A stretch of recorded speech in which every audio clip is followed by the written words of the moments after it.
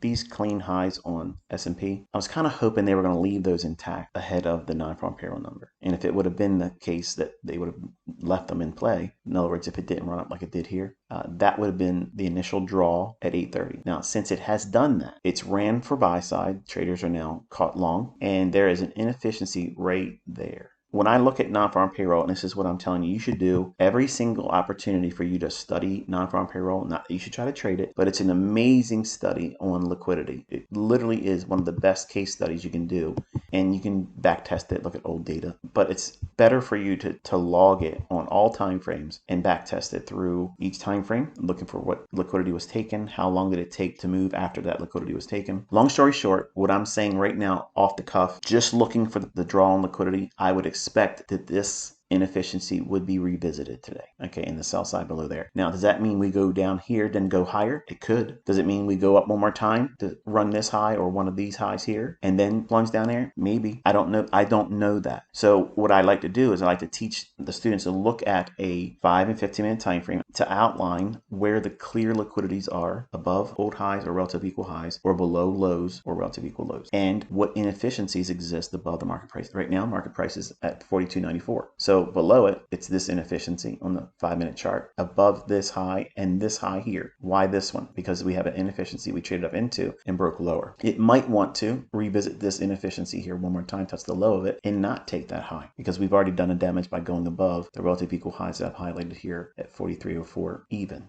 And that is on the basis of all these highs here. But admittedly, it's a little too shallow for my liking. So let's play devil's advocate for a moment. Say we do drop down here. It would not be completely out of the ordinary for it to use this area to then rally and go deeper than this high to take the liquid, because there's a lot of time to leave this many highs there, and just to bump it that little bit and to bump it just ahead of non-farm payroll to me is a little suspect. So using this idea, if we leave this inefficiency open and we start running at non-farm payroll numbers release, if it runs up there and takes that high, then I would expect it to drop back down and use this as the draw. But if we drop down to this first, then I would be watching to see if it wants to make a run back up to knock out those individuals that were already short. And if it were to do that, then maybe a deeper run below this low and work into this inefficiency right here with this mitigation block. So I teach to use non-farm payroll as a case study, and then you watch price action. You do not demo trade it. This is a day where all the rules go out the window, okay? So it's literally like casino time, and because of that, remove any necessity for you to concern yourself with the outcome in terms of a monetary reward or loss. If you take the money out of it, it's a wonderful opportunity to study what price is doing. It's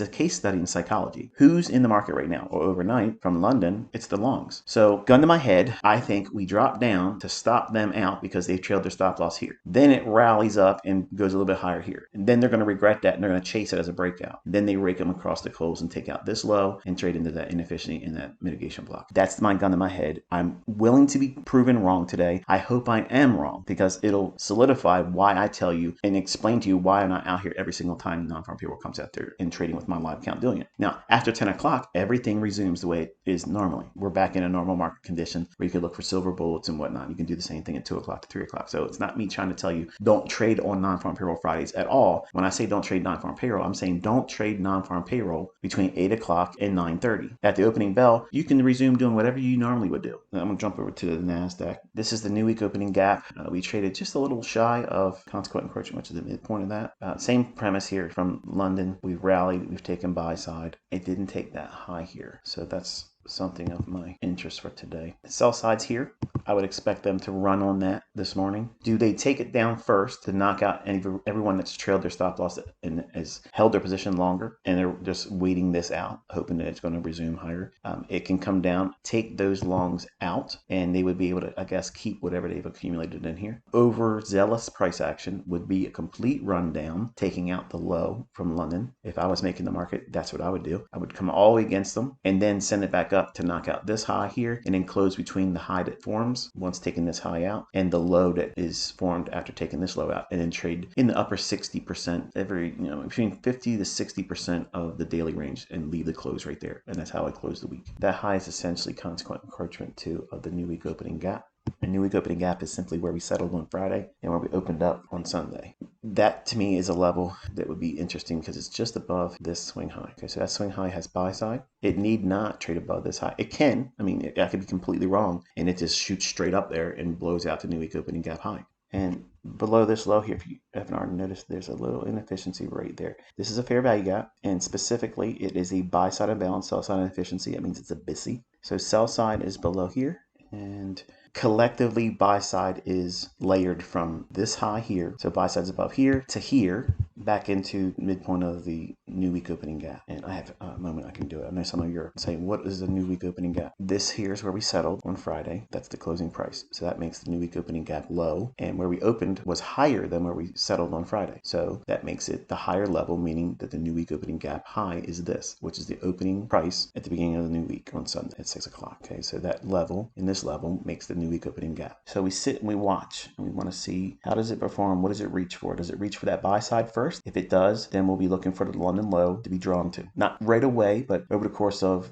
the morning going into like 11 o'clock. That would be scenario one. If it drops down and takes the sell side and returns back to the opening range gap low, which is most likely, the gun in my head is probably going to do that first. Then if it doesn't just stop there, then it'll run for the buy side, and then I'll be interested to see if it wants to come back down for that London low. But ultimately, whatever high we form between now and 10 o'clock and whatever low we form, I think we're going to close in about 50%, maybe just above the 50%, because I'm not confident that they're going to break that daily consolidation range that they have on the daily chart for NQ. They might need to keep it like this over the weekend and then maybe start working with it next week. Whereas we already saw the ES trade lower, Nasdaq showing a reluctance to do that. I think it'll eventually bend the knee and do what ES has done, but it's being a little unruly right now. So 8 seconds and then watch the fireworks.